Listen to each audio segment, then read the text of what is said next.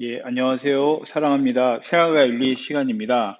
예, 오늘은 제 39강 정보사회와 윤리 문제풀이 여러분이 갖고 계신 프린트 2-8쪽과 9쪽 프린트 해설을 해드리겠습니다. 근데 그거에 앞서 지난 시간에 36강이 과학기술과 윤리 문제풀이를 했었는데요. 그때 선생님이 한 문제를 잘못 설명한 게 있어서 그것을 정정하고 넘어가겠습니다. 여러분 프린트 2-6쪽 1번 문제 요나스 문제인데 요걸 다시 풀이를 하고 39강 하겠습니다. 여러분 화면에 보이는 요나스 문제인데요. 다시 한번 정확히 설명을 해드리겠습니다. 아, 요 그 네 가지 입장에서 요나스의 입장을 고르라는 문제였거든요. 다시 한번 하나하나씩 알아보겠습니다. 현재 존재하고 있는 사람만이 권리를 지닌다. 자, 요나스는 미래 세대에도 권리를 지닌다라고 얘기를 하고 있습니다. 그 이유는 이 지구는 우리만 사용하고 끝나는 게 아니라 우리 후손들도 대대손손 살아가야 하기 때문에 지금은 존재하지 않는 미래 세대도 그들의 권리가 있다. 이렇게 주장을 하기 때문에 요거는 이제 틀렸죠. 요나스 생각이 아니죠. 자, 두 번째, 모든 생명체는 자신의 고유한 목적을 지니고 있다. 선생님이 지난 시간에 이걸 설명할 때 테일러가 이런 관점을 갖고 있다고 했는데, 요나스도 이러한 관점을 가지고 있습니다. 왜냐하면 모든 생명체가 어떤 이제 그 더 이상의 어떤 정당화, 어떤 기준을 갖고 이렇게 나누는 게 더 이상 의미가 없다. 왜냐하면 여태까지 그러한 뭐 이제 시작이 이분법이었죠. 인간만이 소중히 아니야. 인간도 소중하지만 동물도 소중해. 이렇게 구분함으로써 뭐는 보호하고 뭐는 보호하지 않음으로써 오늘날의 환경 문제가 굉장히 심각해졌다라고 여기는 거예요. 그래서 요나스는 지구상에 존재하는 모든 생명체는 다 그 목적이 있다. 그러니까 소중하게 생각해야 된다라고 요나스도 이렇게 얘기를 했습니다. 그래서 이건 요나스의 생각이 맞습니다.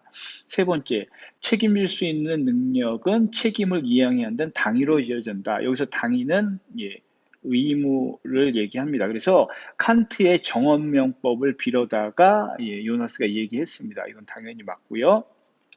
그 다음 네 번째, 현 세대는 미래 세대의 존재를 보장하고 그들의 삶의 질을 배려할 책임이 있다. 그래서 현재 우리들이 어떻게 하느냐에 따라 이 지구의 환경이 나아지고 미래 세대도 잘 살 수 있다라고 생각을 했어요. 그래서 이것도 맞고 그래서 정답은 5번, 5번입니다. 이거 다시 정정합니다, 여러분들. 다시 한번 잘 참고해 주세요. 그러면 오늘 여러분 프린트 2-8 정보사회와 윤리 문제풀이 하겠습니다.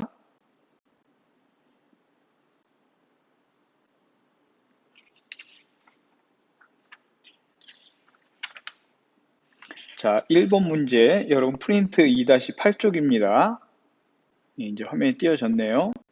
다음 글에서 강조하는 내용으로 적절한 것은 자, 이 문제는 여러분들 한 번쯤 들어봤을지 모르겠는데 27 권리 이제 최근에 점점 더 중요시되고 있는 것 같습니다. 특히 사람이 태어나서 한평생을 살다가 이제 죽으면 어쨌든 존재가 사라지잖아요. 하지만 이제 온라인 세상에는 본인의 흔적들이 남아 있습니다. 그래서 요새 이제 새로 각광받는 직업으로 뭐 온라인 장례식 이렇게 불리기도 하는데 사람이 이제 죽기 전에 온라인상에서 자기가 해놨던 이런 자기의 어떤 발자취들을 다 지워달라고 하는 사람들이 생겨요. 그러니까 새로운 직업이 생긴 거죠. 이제 우리는 그것을 이제 이칠 권리라고 하는데 1번 문제는 그 문제입니다. 읽어볼게요.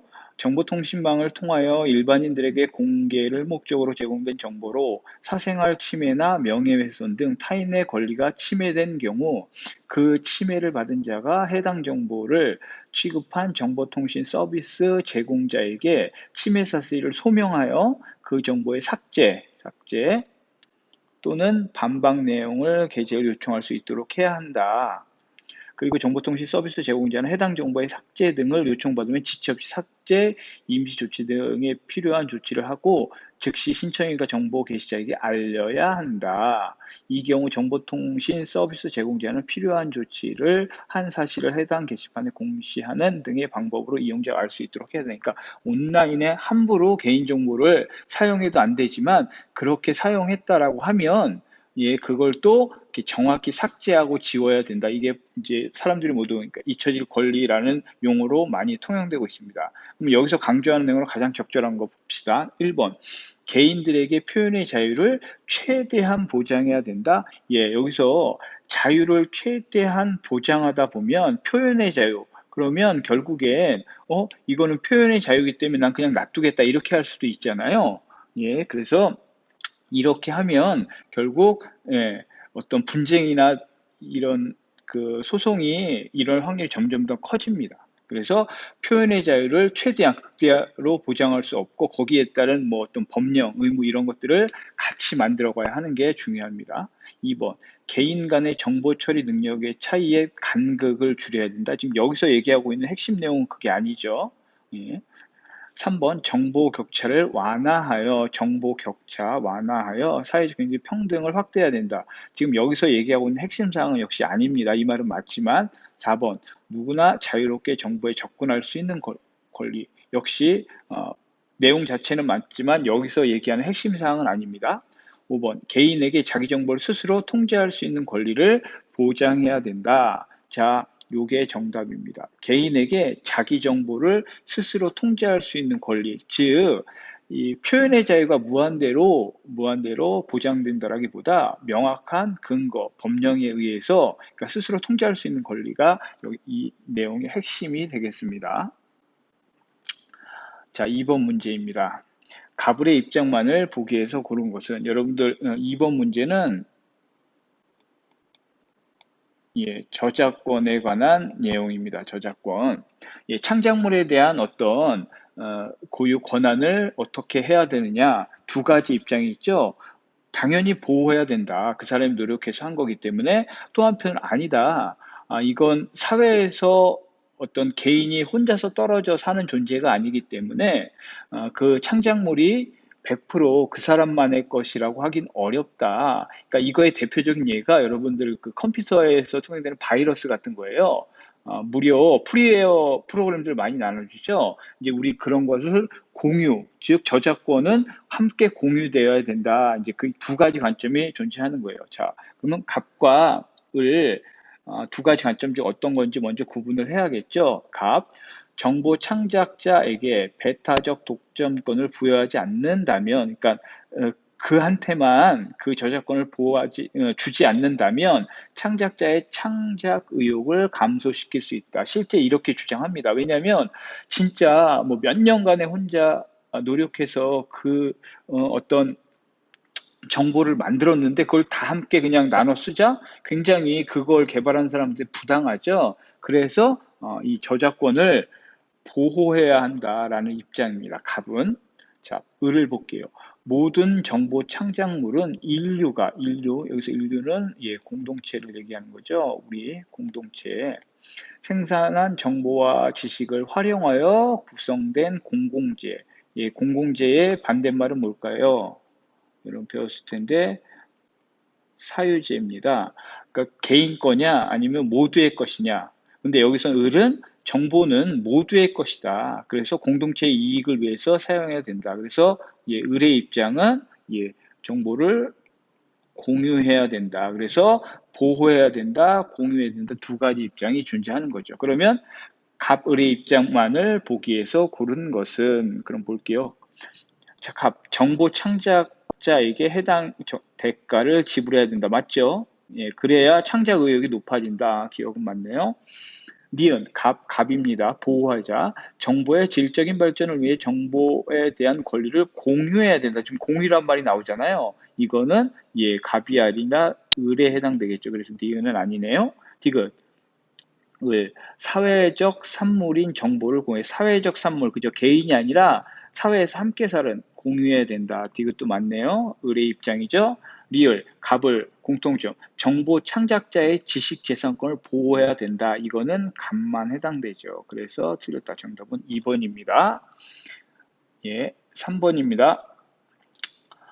그림은 서술형 평가 학생 답안이다. 기억에서 미음 중 옳지 않은 것입니다. 옳지 않은 거예요. 자, 그럼 이제 서술형 평가 보자. A 여기서 A가 무엇인지 알아야겠죠? A의 특징, 예방 방법. 사이버 공간에서 상대방이 원하지 않는 글이나 영상 등을 이용하여 정신적, 심리적 피해를 주는 행위. 예, 피해를 주는 행위, 우리 이건 폭력 중에서도 예, 사이버 폭력을 지금 풀이해 놓은 거예요. 그래서 A는 사이버 폭력입니다. 그럼 볼게요. 여기서 이제 옳지 않은 걸 고르는 거예요. 사이버 공간의 특성상 시 공간의 제약을 받지 않고 일상적으로 발생할 수 있다. 맞죠? 니은 정보의 복제와 유포가 쉬워 광범위하고 빠르게 확산될 수 있다. 맞죠? 그렇죠. 그래서 여러분들 한 번 올라가면 그걸 삭제해도 이제 퍼나르기 시작하면 예, 무한대로 확장되는 그런 특징이 있잖아요. 정보가. 자, 디귿.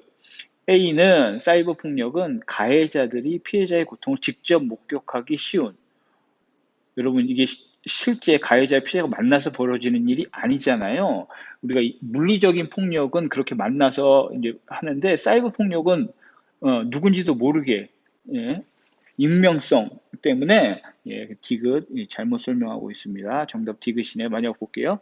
리을 사이버 폭력이 집단으로 이루어질 경우 가해자들이 자신의 잘못 다른 사람에게 돌리기 쉽다. 그렇겠죠. 책임 전가를 할 수 있겠죠. 미음 A. 사이버 폭력을 예방하기 위해서는 개인적으로는 타인의 고통에 공감하는 태도 맞죠? 사회적으로는 사이버 폭력 예방을 위한 제도적 장치, 그렇죠? 제도적 장치가 굉장히 중요하겠죠. 정답은 3번입니다. 자, 4번입니다. 다음에서 제시하는 정보사회의 특징, 예, 정보사회의 특징.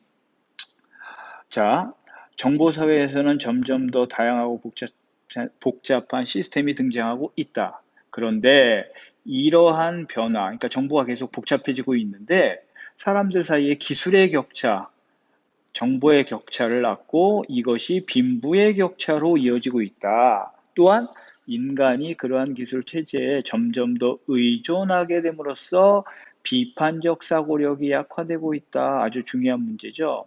기술적 통제가 안 될 경우 속수무책 혼란이 일어날 수 있으며 시스템의 복잡성 때문에 책임 소재가 불분명한 경우 그래서 이거는 정보사의 어떤 이제 윤리 문제, 새로운 윤리 문제가 발생되고 있다라는 것을 지금 얘기하고 있습니다. 그럼 정보사의 특징 보기에서 고르는 겁니다. 기어 정보의 확산으로 사회 문제의 책임 규명이 명확하게 된다? 아니죠. 익명성 누가 가짜 뉴스를 뿌렸는지 추적하기 되게 어렵잖아요. 예, 그래서 명확하게 된다가 아니죠. 니은 정보 접근과 처리 능력의 차이로 사회적 경제 불평등이 발생하고 있죠. 실제 여러분 지금 온라인 학습하고 있는데 거기에 따른 격차도 계속 발생하고 있죠. 맞는 말입니다. 디귿 기술에 대한 의존성 증가로 인간의 문제 해결 능력이 약화되고 있다. 그렇죠. 의존성. 리얼 기술에 대해 지나치게 부정적으로 인식하여 기술적 통제가 이루어지지 예, 그죠. 부정적이지 많은 않습니다. 긍정적으로 바라보는 사람이 훨씬 더 많아요. 정답은 3번입니다. 예, 여러분 설명 잘 듣고 있죠? 예. 이제 수능 실전 문제입니다. 여러분 그 페이지 2-9 프린트입니다. 자, 가불의 입장으로 가장 적절한 것은 자, 이건 사이버 공간에서의 예, 사이버 공간의 표현의 자유에 관한 문제입니다. 갑 볼게요. 그러니까 결국 갑과 을의 입장이 다르겠죠. 사이버 공간에서 자유로운 표현의 범위는 가능한 확대되어야 한다. 사이버 공간에서 나타나는 문제들을 해결하기 위해 제도적 차원의 규제나 통제의 필요성을 주장하는 사람들이 있지만 그러한 규제나 통제는 인터넷 이용자들이 지닌 창의력 침체, 구속 없이 자유롭게 표현할 수 있는 최후의 보루를 위태롭게 할 것이다. 표현의 자유. 즉, 얘는 최대한 개인의 자유를 제한하고 있다. 그렇죠. 그래서 이거는 3번입니다. 3번입니다. 보장해야 된다라는 입장에 사이버 공간에서 개인의 자유를 최대한 보장해야 된다. 반면에 을 볼게요. 사이버 공간에서 표현의 자유로 인해 명예훼손, 징후적인 표현, 음란물 문제죠. 발생하고 있다. 이러한 문제를 해결하기 위해서는 개인들이 스스로 표현을 자율적으로 규제하는 것이 이상적일 것이다. 그러니까 이 말도 맞다는 거야. 개인의 자유를 보장하는 거 맞다.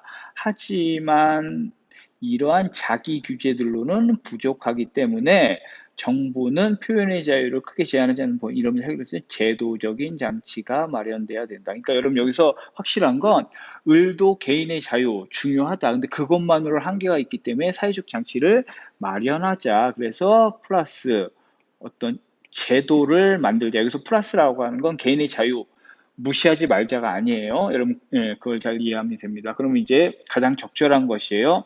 1번, 갑. 표현의 자유로 인한 문제들을 해결하기 위한 법과 제도를 마련해야 된다. 예, 이거는 을이었죠.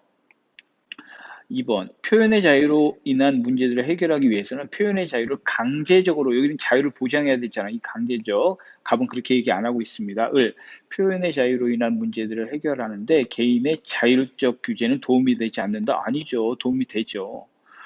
을, 4번, 표현의 자유로 인한 문제들을 해결하기 위한 제도적인 노력은 표현의 자유를 크게 위축시킬 뿐이다. 뿐이다. 그것만. 제도적인 노력은 아니죠. 제도적인 장치가 필요하다라고 했잖아요. 그래서 아니고 정답 5번이겠네요. 결국 갑과 을은 표현의 자유로 인한 문제를 해결하기 위해서 또 개인의 자발적인 노력이 핵심입니다. 반면에 이제 둘 다 그렇게 얘기하고 있고 을은 거기에 플러스해서 제도적인 보완이 필요하다 이런 주장을 하는 거예요. 자, 오늘 수업의 마지막 문제입니다. 2번.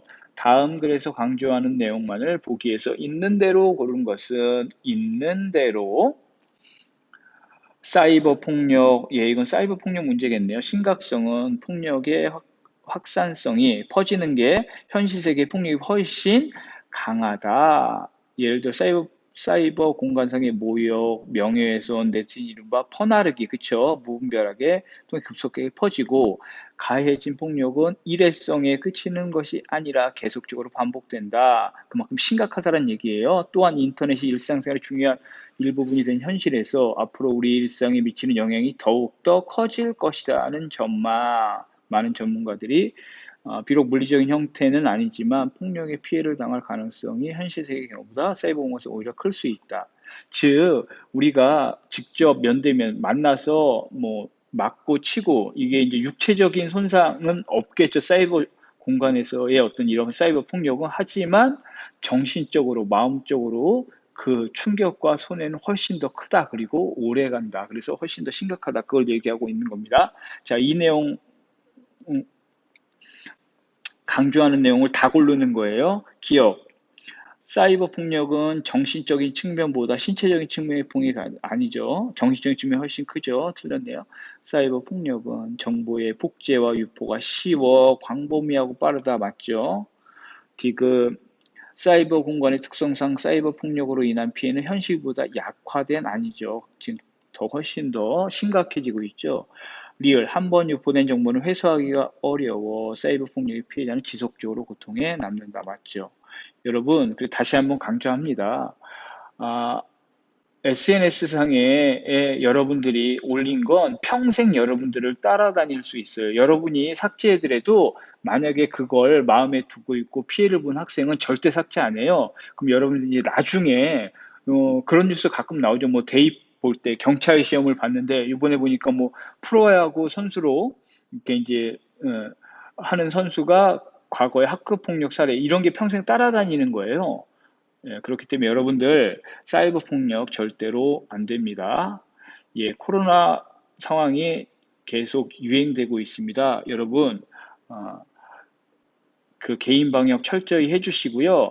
아무쪼록 학교에서 다시 볼 때까지 건강하게 잘 지내길 빌겠습니다. 예, 오늘 수업 이걸로 마치겠습니다.